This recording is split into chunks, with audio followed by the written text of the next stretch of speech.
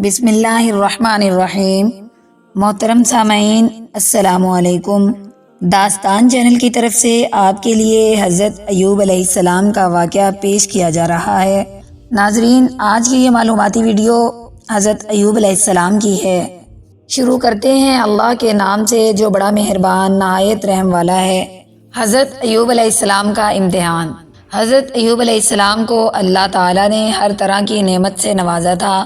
آپ علیہ السلام خوبصورتی، کثیر مال و اولاد اور بے شمار مویشیوں کے ساتھ ساتھ کئی کھیتوں اور باغات کے بھی مالک تھے۔ جب اللہ تعالیٰ نے آپ کو آزمائش و امتحان میں ڈالا تو آپ علیہ السلام کا مکان گر پڑا، تمام اولاد اس کے نیچے دبنے سے انتقال کر گئی، سینکڑوں اونٹ اور ہزارہ بکریاں مر گئیں، جبکہ تمام کھیت اور باغات بھی برباد ہو گئے۔ الغرض کچھ باقی نہ رہا۔ ناظرین، ویڈیو میں مزید آگے بڑھنے سے پہلے آپ سے گزارش ہے کہ اگر آپ چینل پر نئے آئے ہیں تو چینل کو سبسکرائب کریں، لائک کرنا بالکل بھی نہ بھولیں۔ جب آپ علیہ السلام کو خبر دی جاتی، اللہ تعالیٰ کی حمد اور اس کا شکر بجا لاتے تھے اور فرماتے، میرا کیا تھا اور کیا ہے، جس کا تھا اس نے لے لیا، میں ہر حال میں اس کی رضا پر راضی ہوں۔ اس کے بعد حضرت ایوب علیہ السلام بیمار ہو گئے۔ بیماری اس قدر بڑھی کہ سب لوگوں نے آپ علیہ السلام کا ساتھ چھوڑ دیا،